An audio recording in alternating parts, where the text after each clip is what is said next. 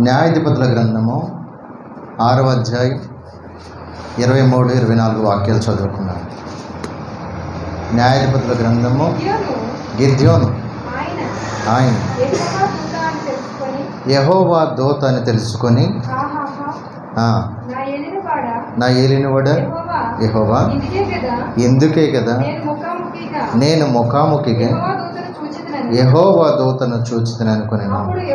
అప్పుడు యెహోవా నీకు సమాధానము, భయపడకము, నీవు చావని అతనితో సెలవిచ్చాను. అక్కడ గిద్యోను యెహోవా నామమున బలిపీఠము కట్టి దానికి యెహోవా సమాధానకర్త అని పేరు పెట్టాను. నేటి వరకు అది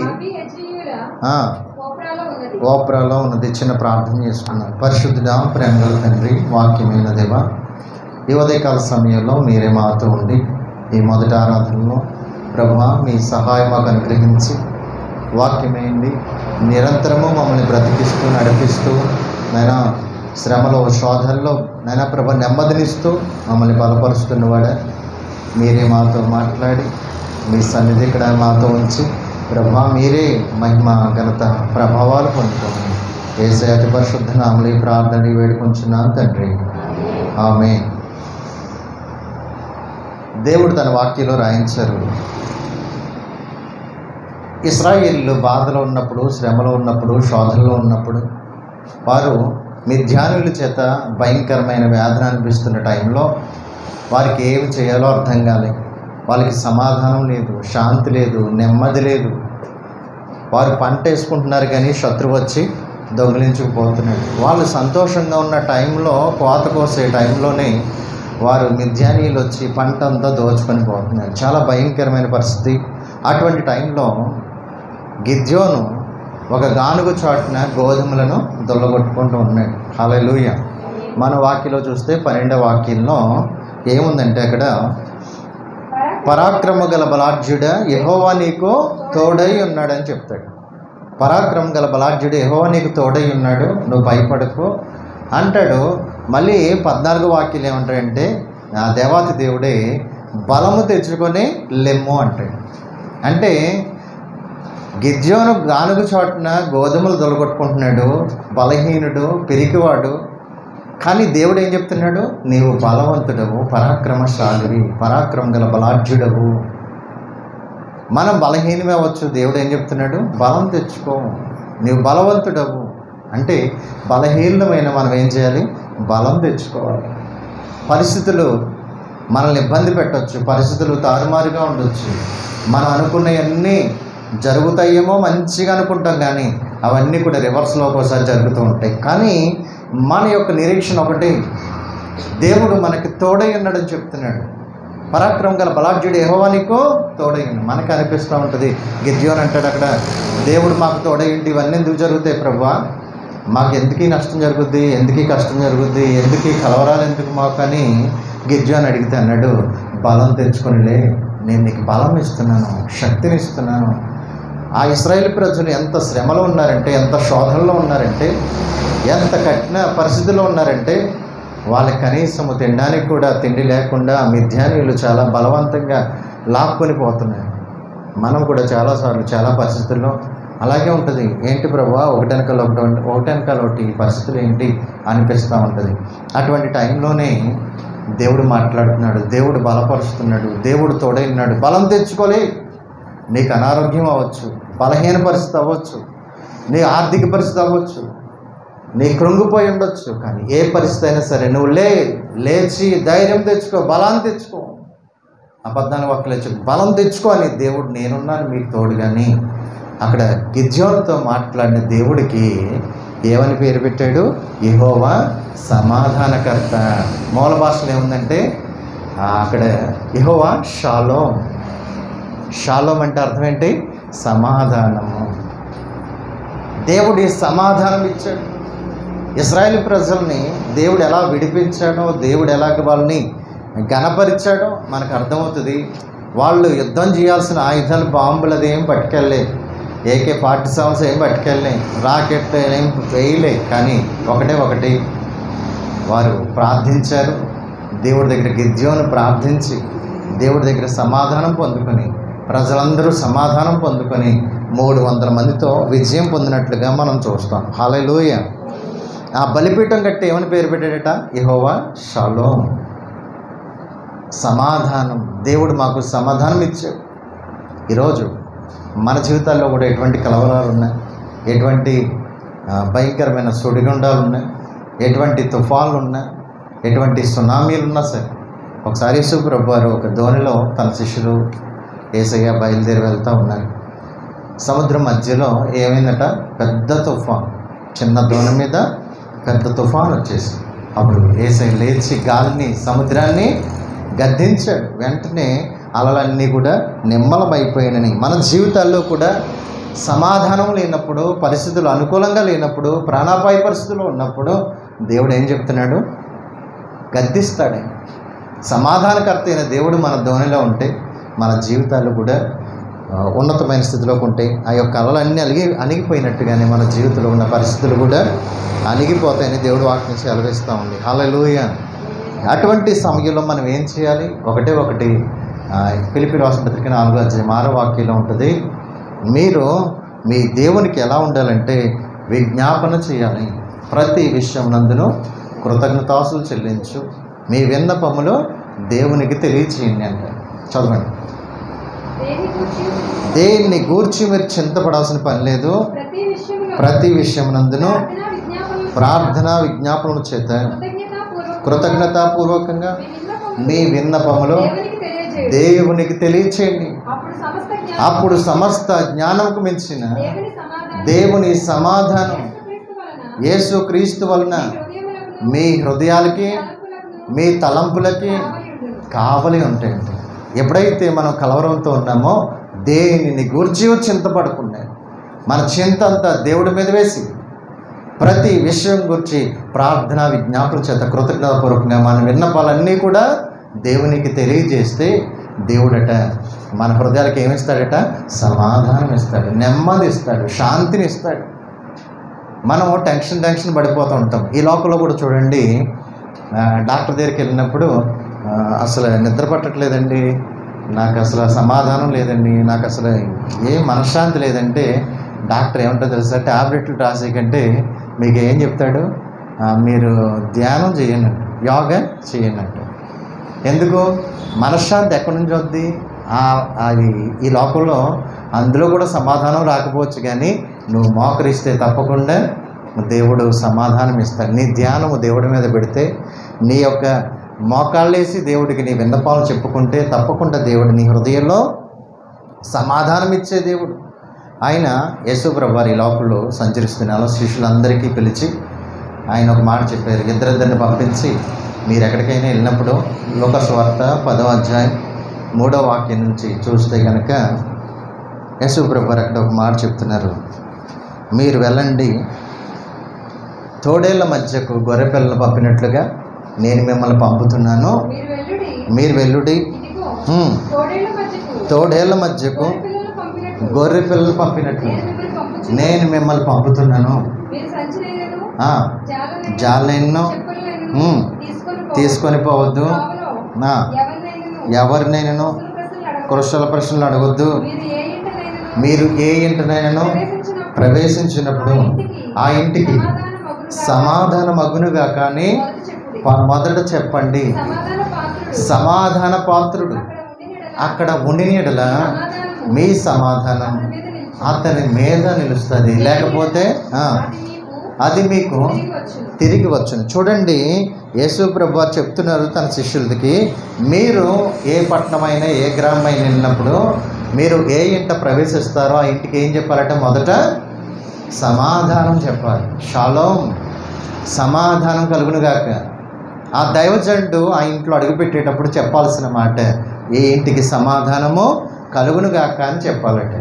ఎప్పుడైతే చెప్తాడో ఆ ఇంట్లో కనుక ఎవరైనా సమాధానం కలిగి ఉంటే, ఈ దైవజనుడు వెళ్ళి సమాధానానికి సంబంధించిన యోగ్యత ఆ ఇంట్లో ఉంటే, యోగ్యమైన వాళ్ళు ఆ ఇంట్లో ఉంటే, ఒక్కరున్నా చాలు ఆ ఇంటికి ఏమొస్తుందట? సమాధానం వస్తుందట. హల్లెలూయా. సమాధాన పాత్రుడు అంటే సమాధానం కలిగిన కావాల్సిన వ్యక్తి, లేకపోతే సమాధానానికి అర్హుడైన వ్యక్తి ఆ ఇంట్లో ఉంటే కనుక తప్పకుండా ఆ ఇంటికి సమాధానం, లేకపోతే ఆ ఇంట్లోకి సమాధానం రాదట. ఎందుకంటే అది మళ్ళీ దైవజనుడు కూడా వెళ్ళిపోతాడు. చాలామంది ఈ దినాల్లో సమాధానం సమాధానం అని చెప్తున్నారు, కానీ కుటుంబాల్లో సమాధానం ఎక్కడుంది? ఒకరికంటే ఒకరు హెచ్చించుకొని, ఒకరికంటే ఒకరు నేను గొప్ప అంటే నేను గొప్ప అని, సంఘాల్లో కూడా నేను గొప్ప అంటే నేను గొప్ప అని సమాధానం లేని పరిస్థితులు ఉంటే దేవుడు సమాధానం ఎక్కడి నుంచి దిగి వస్తుంది? దైవజనుడు ఎంత ప్రార్థించినా, ఎన్ని అక్కడ పాదం మోపినా, ఇంటికి వచ్చి ప్రార్థన చేసినా, మీకు సమాధానం అని చెప్పినా కానీ మీలో సమాధానం లేకపోతే అది ఏమాత్రమో రాదు. మళ్ళీ అది తిరిగి దైవజనుడి దగ్గరికి వచ్చేస్తుందట. చూడండి, వాక్యం చెప్తుంది, మనము ఈ యొక్క సమాధానం పొందాలంటే మనలో ఏముండాలి? యోగ్యత ఉండాలి. నీలో ఏ యోగ్యత ఉండాలి? ఆ సమాధానాన్ని పొందే యోగ్యత, ఏక మనస్సు, అది పొందే అర్హత నీకు ఉండాలి, తగ్గింపు నీకు ఉండాలి. ఆ కుటుంబానికి తగ్గింపు ఉంటే కంపల్సరీ దేవుడు ఆ ఇంటికి సమాధానం ఇస్తాడట. ఆ ఇంట్లో బలహీనత ఉందా, లేకపోతే ఇబ్బందులు ఉన్నాయా, ఆర్థిక ఇబ్బందులు ఉన్నాయా, ఎటువంటి సమస్య అయినా సరే దేవుడు ఆ యొక్క దాసుడితో పాటు అడుగు పెడతాడు. అడుగు పెట్టినప్పుడు సమాధానం అని చెప్పినప్పుడు ప్రతి రోగము, బలహీనత, సమస్యలు అన్నీ కూడా అక్కడ నీవు గనక ఆ రోజు ఆహ్వానిస్తే సమాధానాన్ని, తప్పకుండా నీకు సమాధానం కలుగుద్దని దేవుడు వాక్యం సెలవిస్తూ ఉంది. ఎందుకంటే మోషే ద్వారాగా దేవుడు ఏమేమి ఏర్పాటు చేశాడంటే, సంఖ్యాకాండము 6వ అధ్యాయం దేవుడు చెప్తున్నాడు మోషేతో, అక్కడ ఉన్న పెద్దలతో దేవుడు చెప్తున్నాడు. 26 నుంచి చదువుదాం.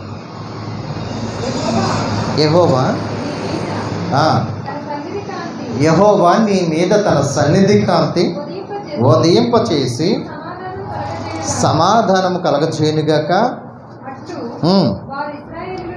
అట్లు వారి ఇశ్రాయేలుల మీద నా నామమును ఉచ్చరించుట వలన నేను వారిని ఆశీర్వదిస్తాను. ఆశీర్వాదానికి కూడా ఏముండాలి? మనలో యోగ్యత ఉండాలి. హల్లెలూయా. ఎప్పుడైతే ఆ దైవజనుడు అని ఏమని చెప్పాలట? యెహోవా నామమున మిమ్మల్ని ఆశీర్వదిస్తున్నాను చెప్పినప్పుడు ఆ యోగ్యత మనం పొందుకుంటే, ఇప్పుడు చూడండి, మీకు ఒక మాట చెప్తాను. యేసు ప్రభువారు ఒక చోట 1000 మందిలో ఉన్నాడే. ఆ 1000 మందిలో ఉన్నప్పుడు 12 సంవత్సరాల నుంచి వ్యాధిగ్రస్తురాలు ఒక ఆమె ఉంది.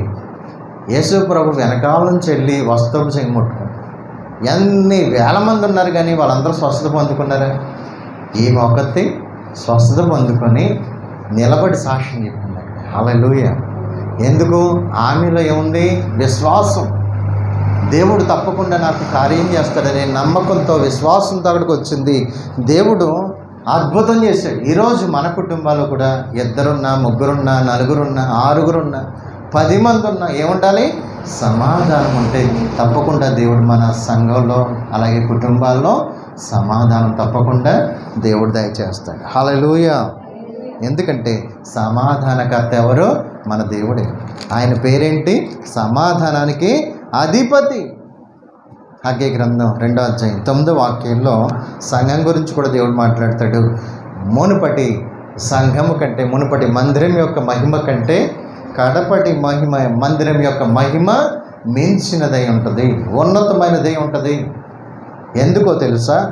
దేవుడు చూడండి, హగ్గై గ్రంథం 2వ అధ్యాయం 9వ వాక్యం, ఈ కడవరి మందిరం యొక్క మహిమ మునుపటి మందిరం యొక్క మహిమను మించునని సైన్యములకు అధిపతియగు యెహోవా సెలవిస్తున్నాడు. ఈ స్థలమందు నేను సమాధానము నిలుపుని అనుగ్రహించాను. ఇదే సైన్యములకు అధిపతి యెహోవా వాక్కు. చూడండి, ఈ కడపటి మందిరం ఇది. క్రీస్తు సంఘం రక్తం పెట్టి, ఆయన ప్రాణం పెట్టి కొన్న సంఘం. ఆయనే రక్త ప్రోక్షణము చేసి మనందరినీ మన పాపాలన్నీ కూడా అక్కడికి శుద్ధీకరించిన ఆ విలువైన సంఘం, దేవుడి యొక్క ప్రాణం. ఈ సంఘాన్ని దేవుడు చెప్తున్నాడు, ఇది కడవరి మందిరం. మొదటి మందిరం ఎవరిది? సొలొమోన్ చాలా గొప్పగా కట్టాడు మందిరం. బంగారం, ఎక్కడ చూసినా బంగారమే, మొత్తం బంగారమే, వెండి, ఇత్తడి, ఎక్కడ చూసినా వజ్రాలు పొదిగాడు. దావీదుకు ఉన్న ఆశ ఏంటంటే, దావీదుకి వజ్రాలు వచ్చినాయి అనుకోండి, ఆ వజ్రాలు ఎందుకు ఉంచేవాడు? దేవుడి మందిరంలో పెట్టాలి. ఎందుకు దేవుడిని అంత విలువైన వాడిగా చూశాడంటే, ఎన్నిక లేని వ్యక్తిని దేవుడు ఏం చేశాడు? ఎన్నికైన వాడిగా చేశాడు. నేను బలహీనుణ్ణి, గొర్రెలు కాచుకునేవాడిని, నన్ను దేవుడు ఎంత గొప్పగా చేశాడని దేవుడి మందిరం కోసం అన్నీ కూడా సమకూర్చి పెట్టాడు. ఆ సమకూర్చి పెట్టిన ఆ యొక్క బంగారం, వెండి, ఈ యొక్క విలువ గల రాళ్ళు ఇవన్నీ కూడా సొలొమోను చేత దేవుడు మందిరం కట్టించుకున్నాడు. అన్నిటికీ సిద్ధపరిచిన వాళ్ళు ఎవరు? దావీదు. దేవుడి మందిరం అయిపోయింది. అది ఎక్కడ చూసినా బంగారం. దాన్ని చూడడానికంటే, సొలొమోను చూడడానికి, దేవుడి మందిరం చూడడానికి ఎక్కడెక్కడి నుంచో దేశాల నుంచి ఎక్కడెక్కడి నుంచో వచ్చేసేవారు. ఆ యొక్క దేవుడి యొక్క జ్ఞానం చూడడానికి, దేవుని యొక్క మందిరం చూడడానికి, సొలొమోను చూడడానికి, ఎంత మందిరము ఎంత గొప్పగా కట్టారు అని దేవుని యొక్క సన్నిధిని చూడడానికి వచ్చేసారు. దానికంటే కూడా, బంగారం మందిరం కంటే కూడా దేవుడు ఏది గొప్పగించాడు? నిన్ను నన్నే, సంఘాన్నే గొప్పగించి, కడవరి మందిరం యొక్క మహిమ మునుపటి మందిరం యొక్క మహిమను మించి ఉంది. ఎందుకంటే నీకు బంగారం లేకపోవచ్చు, వెండి లేకపోవచ్చు, మందిరంలో ఏముందంట? సమాధానం ఉంది. హల్లెలూయా. సమాధానకర్త అయిన దేవుడు ఉన్నాడు. ఆయన సమాధానం ఈ స్థలంలో నిలుపుని అనుగ్రహించి ఉన్నాడు. నీతో ఆయన సమాధానం ఉంది, నీతో ఆయన సన్నిధి ఉంది. బంగారం కంటే ఈ మందిరం విలువైంది దేవుడికి. నీ దేహమే దేవుని దేవాలయం, కడపటి మందిరం, సంఘం. అపోస్తలుల కార్యాలు 9వ అధ్యాయం 31వ వాక్యం చూడండి. అపోస్తలుల కార్యాల గ్రంథం 9వ అధ్యాయం 31వ వాక్యం. కావున సమరయ దేశములు ఎందంతట సంఘము ఏం పొందిందట? క్షేమాభివృద్ధి పొందొచ్చు, సమాధానం కలిగి ఉండేను. ఏంటంట? క్షేమాభివృద్ధి ఉంది, సమాధానం కలిగి ఉంది. ప్రభువునందు భయము, పరిశుద్ధాత్మ ఆదరణ కలిగి నడుచుకొనొచ్చు, విస్తరించుందంట. దేవుని భయం. ఎవ్వరికి భయపడేవాళ్ళు లేరు ఇప్పుడు కుటుంబాల్లో కానీ సంఘాల్లో కానీ మనం దేవుడికి భయపడాలి, దేవుని యొక్క సన్నిధికి భయపడాలి. ఆ సంఘం ఎట్లా ఉందంట? ఆది అపోస్తుల సంఘం, మన మూల సంఘం ఎట్లా ఉంది? క్షేమాభివృద్ధి నుంచు, సమాధానం కలిగి, దేవుని అందరి భయముతో, ఎంత భయభక్తులో తెలుసా అండి. వారు అసలు భోజనం చేశారో లేదో కూడా అక్కడ అపోస్తుల కార్యాల్లో మనం ఎప్పుడో ఒక చోట కనపడుతుంది తప్ప వారు ఎప్పుడు కూడా ప్రార్థనలో ఉన్నట్టే కనపడుతుంది. ఎప్పుడు కూడా అద్భుత కార్యాలు, ఆశ్చర్య కార్యాలు ఇవన్నీ ఎందుకు జరిగినాయి అంటే ఏక మనస్సు కలిగి వారు పరిశుద్ధాత్మను ఎందుకు అనుభవించారు అనుకున్నారు, పరిశుద్ధాత్మ ఎందుకు వాళ్ళ మీదకి వచ్చింది అనుకున్నారు. ఐక్యత, సమాధానం వాళ్ళలో ఉంది. సంఘంలో సమాధానం చాలా ప్రాముఖ్యమైనది. దేవుడు తన ప్రజల్ని సమాధానంతో నింపాలని కోరుకుంటున్నాడు. యెహోవా షాలోమ్గా సమాధానం ఇచ్చే దేవుడిగా ఆయన ఉన్నాడు. చూడండి, కీర్తన గ్రంథము 29వ అధ్యాయం 11వ వాక్యంలో యెహోవా తన ప్రజలకు బలము అనుగ్రహించును. యెహోవా తన ప్రజలకు, చదవండి, యెహోవా తన ప్రజలకు బలం అనుగ్రహించును. యెహోవా తన ప్రజలకు సమాధానం కలగజేసి వారిని ఆశీర్వదిస్తాడు. బలం ఇస్తాడట, సమాధానం కలగజేసి వారిని ఆశీర్వదిస్తాడు. నువ్వే యొక్క లోట్లో ఉన్నావు, ఏ యొక్క ఇబ్బందులు ఉన్నావు, ఏ సమాధానం లేకున్నావు, ఈ ఉదయకాల సమయంలో దేవుడు నీతో మాట్లాడుతూ కుటుంబంలో, సమాజంలో, సంఘంలో నువ్వు ఎక్కడైనా సరే నువ్వు సమాధానంగా ఉండాలని, సమాధానంగా ఉంటే దేవుడు తప్పకుండా నిన్ను ఆశీర్వదిస్తాడు. పేతురు రాసిన పత్రిక 3వ అధ్యాయం 15వ వాక్యంలో ఉంది, నువ్వు సమాధానం వెతకాలి. నీకు సమాధానం లేకపోతే సమాధానం వెతికి దాన్ని వెంబడించమని వాక్యం చెప్తా ఉంది. చదవండి, 1 పేతురు రాసిన పత్రిక 3వ అధ్యాయం 15వ వాక్యం. నిర్మలమైన మనశ్శాక్షి కలిగిన వారే 3:15 17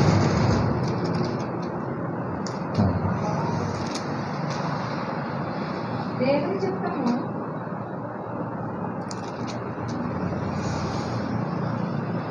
నిర్మలమైన మనస్సాక్షి కలిగిన వారే మీలో ఉన్న నిరీక్షణ గురించి మిమ్మల్ని హేతువడకు ప్రతి వానికి సాత్వికతోను భయముతోను సమాధానం చెప్పుటకు ఎల్లప్పుడూ సిద్ధముగా ఉండండి. క్రీస్తుని ప్రభువుగా ప్రతిష్ఠించుడి.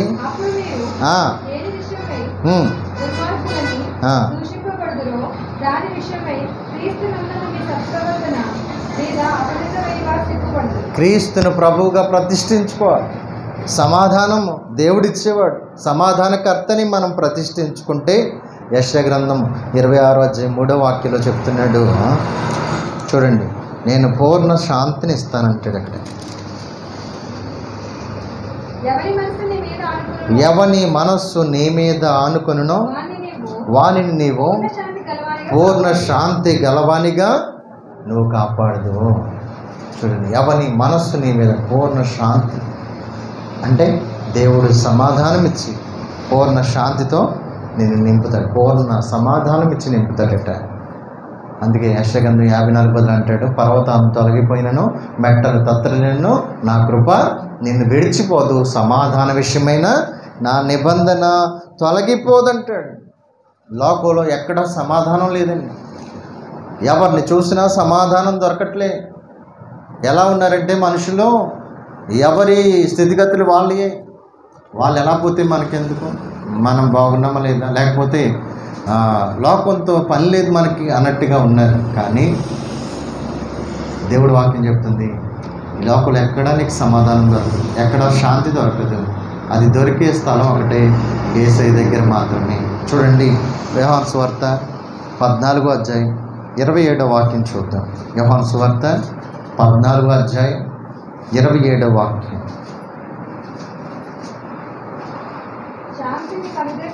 శాంతి మీకు అనుగ్రహించి వెలుచున్నాను, నా శాంతిని మీకు అనుగ్రహించున్నాను, లోకమిచ్చినట్లుగా నేను మీకు అనుగ్రహించట్లేదు. మీ హృదయములను కలవరపడనివ్వకండి. వేరేమన్నా పుట్టినట్లు ఏముంది? శాంతి అనే చోట పుట్టినట్లు ఏముంది? 3 అని వేస్తుంది, సమాధానము. శాంతి కావాలండి, సమాధానం లేదు, మనశ్శాంతి లేదంటారు కదా. ఏమన్నాడు యేసయ్య? నా శాంతిని నేను మీకు ఇస్తాను, నా సమాధానాన్ని నేను మీకు ఇస్తానంటున్నాడు. లోకం ఎలా ఉందంటే యెషయా గ్రంథం 1వ అధ్యాయం 6వ వాక్యంలో పాపము చేత శాపము చేత గాయములతో, అక్కడ చూడండి 1వ అధ్యాయం 6వ వాక్యంలో, యెషయా గ్రంథం 1వ అధ్యాయం 6వ వాక్యంలో అరికాలు మొదలుకొని తల వరకు స్వస్థత కొంచెమైనా లేదట. ఎక్కడ చూచినను గాయములు, దెబ్బలు, పచ్చి పుండ్లు, అవి పిండపడలేదు, చేయబడలేదు. ఎక్కడ చూసినా గాయాలే, ఎక్కడ చూసినా పాపపు గాయాలు, ఎక్కడ చూసినా అనారోగ్యాలే, ఎక్కడ చూసినా ఆర్థిక ఇబ్బంది, ఎక్కడ చూసినా శాంతి లేదు లోకంలో. ఇదన్నా షాప్కి వెళ్ళి కొనుక్కొచ్చేదండి. నాకు కొంచెం సమాధానం కావాలండి, శాంతి కావాలంటే ఎక్కడ కూడా అది దొరికేది కాదు. ఇది ఎక్కడ దొరుకుద్దో చెప్తున్నాడు యేసయ్య. నేను మీకు ఇస్తాను, నా శాంతినే నేను మీకు ఇస్తానంటున్నాడు. ఒక కథ ఒకటి ఉంది, జరిగింది కదా. ఒక యజమాని దగ్గర ఒక బాతుల్ని కాపలా కాసి, గొర్రెల్ని కాసి, లేకపోతే వేరే వేరే పనివారు ఉంటారు కదా, అలాగే బర్రెల్ని కాసి పనివారు ఉన్నారు. ఆ పశువుల్ని, ఆ గొర్రెల్ని, ఆ బాతుల్ని మేపే వ్యక్తి ఒక ఆయన ఉన్నారు. బాతులకు ప్రత్యేకంగా ఒక వ్యక్తి ఉన్నారు. వెళ్తున్నప్పుడు ఆ కర్రతో కొట్టినప్పుడు ఆ బాతు ఏమైందంటే అది కాలుకు తగిలి అది అక్కడికక్కడే చచ్చిపోయింది. ఈలోగా అక్కడ వంట చేసే వ్యక్తి చూసి ఇద్దరు కలిసి దాన్ని వండుకొని తినేశారు. యజమానికి చెప్పలే, ఇంకా మనం వండుకొని తిందామని యజమానికి చెప్పకుండా వీళ్ళిద్దరూ తినేశారు. తర్వాతకి ఏమైందంటే ఆ యొక్క వ్యక్తి, ఆ కూర చేసి వండిన వంట వ్యక్తి ఏమన్నాడంటే, ఈయన ఉదయం నుంచి టార్చర్ అనమాట. ఈ పని చేయి, ఆ పని చేయి, ఈ పని చేయి, ఇదేంటి నేను ఇంత బానిస అయిపోయానంటే, ఏమైనంటే ఏమంటాడు, ఈ బాతు గురించి నేను యజమానుడికి చెప్పేస్తాను. వామ్మో ఎక్కడ చెప్తాడో భయంగా పాపం చెప్పిన పని అంతా చేస్తానే ఉంది. ఉదయం నుంచి సాయంత్రం వరకు వెట్టి చాకరీ అంతా చేయించుకుంటున్నాడు ఈ వ్యక్తి. కాళ్ళు నొక్కించుకుంటున్నాడు. అతని పని అంతా మొత్తం ఇంట్లో పని అంతా చేయిస్తున్నాడు, వంట పని. ఇతడు ఒక రోజు ఇంకా అలసిపోయి ఒకరోజు యజమాని దగ్గరికి వెళ్ళిపోయి అన్నాడట, అయ్యా నేను ఒక తప్పు చేశాను, నన్ను క్షమించండి. నీకు చెప్పకుండా ఒకరోజు కర్రతో బాతును కొట్టినప్పుడు చనిపోయింది అది, ఆ బాతును తోలుకెళ్ళేటప్పుడు. అంటే అయ్యో ఒకటే కదా, ఏం కాదులే అన్నాడంట సింపుల్గా. దీని గురించి ఇన్నాళ్ళు ఎంత నేను శ్రమ పడ్డాను, ఎన్ని శోధనలు అనుభవించాను, వాడి దగ్గర వెట్టి చాకరీ చేశాను అని వీడు రోజు ఆయన్ని పిలవడం, బాతు నువ్వు ఏదైనా చేయనంటే బాతు గురించి చెప్తా, బాతు అంటున్నాడు. వీడు ఎక్కడ చెప్తాడని పాపం రోజు వెట్టి చాకరీ చేసి ఒకరోజు ఇంక యజమానితో చెప్పిన తర్వాత బయటకు వచ్చి ధైర్యంగా నిలబడ్డాడు. ఇప్పుడు ఆడు పిలుస్తున్నాడు అంటాడు, ఏమని రా పని ఏంది రా అంటే, నేను ఎక్కడికి రానన్నాడు ధైర్యంగా. ఎందుకు రావు? ఆల్రెడీ నేను యజమాని దగ్గర ఏడ్చాను, కన్నీరు కార్చాను, నా బాధ అంతా ఒప్పుకున్నాను, ఇంకా నాకు ఏ బాధ లేదు, నీవు చెప్పిన పని చేయాల్సిన నాకు పని లేదు. సాతాను గడిపడం వాడు మనల్ని రోగముల చేత, బాధ చేత, ఇబ్బంది చేత, కష్టం చేత, నష్టముల చేత మనల్ని బాధించినప్పుడు గిద్యోను కూడా అదే, అక్కడ ఇశ్రాయేల్ ప్రజలు కూడా అదే అనుభవించారు. ఎప్పుడైతే దేవుడి పాదాలు పట్టుకున్నారో, దేవుడి దగ్గర మొరపెట్టుకున్నారో ఇశ్రాయేల్ ప్రజలు, దేవుడు వాళ్ళని విడిపించాడు. వాళ్ళకి సాతానుతో పని లేదు, ఇంకా మధ్యాహ్నంతో పని లేదు, వాళ్ళందరి నుంచి దేవుడు హతమార్చి విడిపించి గొప్ప చేశాడు. హల్లెలూయా. ఈ లోకంలో అంతా కూడా ఏముందట, గాయాలు, పుండ్లు, స్వస్థత కొంచెమైనా లేదు, శాంతి లేదు, సమాధానం లేదు. కానీ యేసయ్య సమాధానం ఇచ్చే వ్యక్తిగా, ఆయన పేరేంటంట, యెషయా 9:6 అంటాడు, ఆయన పేరు సమాధానానికి అధిపతి, సమాధానకర్త. హల్లెలూయా. ఎందుకంటే లోకమంతా కూడా శ్రమలు ఉన్నప్పుడు, గాయాలతో ఉన్నప్పుడు, లోకమంతా శరీరాశ, నేత్రాశ, జీవపుడంబం, లోకం అలా పక్కన పెట్టింది. క్రైస్తవులు కూడా ఇలాగ ఉన్నారు, లోకంలో గొప్పవారిగా చూపించుకోవాలి, నేనే గొప్పని చూపించుకునే వాళ్ళు ఎక్కువైపోయారు. కానీ మనం చూపించాల్సింది క్రీస్తుని చూపించాలి, దేవుణ్ణి చూపించాలి. మన కుటుంబాల ద్వారాగా, మన ద్వారాగా, మన సమాధానం ద్వారాగా అనేక మందికి ఈ కుటుంబాన్ని చూడండి, ఈ సంఘాన్ని చూడండి అని ఒక మాదిరి మనం చూపించి వాళ్ళకి సమాధానం పరిచేలాగా మనం ఉండాలి. లోపల ఎక్కడ శాంతి లేదు. కానీ యేసయ్య ఈ లోకానికి వచ్చి, హెబ్రీ 2:14 ఆయన శరీరధారి ఈ లోకానికి వచ్చి మనిషి పాపం చేసి, పాపం వల్ల దేవుడు అనుగ్రహించే మహిమను పోగొట్టుకుంటే యేసయ్య ఈ లోకానికి వచ్చి ఆయన శాంతినిచ్చి, ఆయన రక్తాన్నిచ్చి, ఆయన ప్రాణాన్నిచ్చి, ఆయన శరీరధారికి వచ్చి మనం పొందాల్సిన, చూడండి హెబ్రీ 2:14, కాబట్టి ఆ పిల్లలు రక్త మాంసములు గలవారైనందున ఆ ప్రకారమే మరణం యొక్క బలము గలవారిని, మరణం నుంచి విడిపించడానికి, మరణం యొక్క బలము గలవాడిని, అపవాది నుంచి మనల్ని విడిపించడానికి జీవితకాలం అంతా కూడా మరణ భయము చేత, దాస్యమునకు లోబడిన వారిని విడిపించడానికి ఆయన కూడా రక్త మాంసంలో పాలివాడయ్యాడు. ఇదిగో యెషయా 53 అంటున్నాడు 3-5 ఇదిగో మనందరము త్రోవ తప్పి నశించిపోయాము, ఆయన వచ్చాడు. గొర్రెలకు గొప్ప కాపరైన యేసయ్య మన అతిక్రమ క్రియలను బట్టి అతను గాయపరచబడ్డాడు, మన పాపములను బట్టి ఆయన శిక్ష విధింపబడింది. ఆయన ద్వారాగానే మనము స్వస్థత పొందగలం, రక్షణ పొందగలం, మనం పరలోకానికి యోగ్యులుగా చేయబడతాం. శాంతి పొందాలంటే ఆయన ద్వారాగానే. అందుకే వాక్యంలో రాయబడింది, ఆయన లోక పాపాన్ని మోసుకొని పోయే దేవుని గొర్రెపిల్ల, మనందరి కోసం సమాధానకర్తగా వచ్చాడు. శిలువ మీద నీ కోసం, నా కోసం బలి అయ్యాడు. ఈరోజు నీకున్న, నాకున్న ప్రతి పరిస్థితిని కూడా అక్కడ గిద్యోను కట్టిన బలిపీఠంలాగా యేసయ్య బలిపీఠం కట్టాడు. శాంతి అనే బలిపీఠం కట్టారు, సమాధానం అనే బలిపీఠం. ఆ శిలువను చూసినప్పుడు, ఆ యొక్క ఆయన్ని చూసినప్పుడు మన పాపం అంతా తొలగిపోతుంది, మన శాపం అంతా తొలగిపోతుంది, మన యొక్క భారాలన్నీ కూడా తొలగిపోయి నువ్వు పూర్ణ శాంతి గలవానిగా నువ్వు అవుతున్నావు. హల్లెలూయా. యెహోవా షాలోమ్ ఆ బలిపీఠానికి పేరు. ఈరోజు నీ కోసం నా కోసం కల్వరి శిలువలో ఒక బలిపీఠం కట్టుబడింది. ఆయన ఈ లోకానికి వచ్చి ఆయనే మన కోసం బలి అయి ఆయన మీకు శాంతి సమాధానం ఇవ్వడానికి. హెబ్రీ 4 చివరి వాక్యంలో ఉంటుంది. 4 చివరి వాక్యంలో కృపాసనం దగ్గరికి వెళ్తే ఆ కృపాసనం దగ్గరికి మనకు సమాధానం ఇవ్వడానికి శాంతికరమైన దేవుడు మన దేవుడు. ఈరోజు నీకు సమాధానం ఇవ్వడానికి, శాంతిని ఇవ్వడానికి, ఈరోజు నువ్వు యోగ్యంగా ఉండటానికి దేవుడు మనందరినీ కూడా పరిశుద్ధపరచును గాక. మోకరించడం అందరూ కూడా ప్రార్థన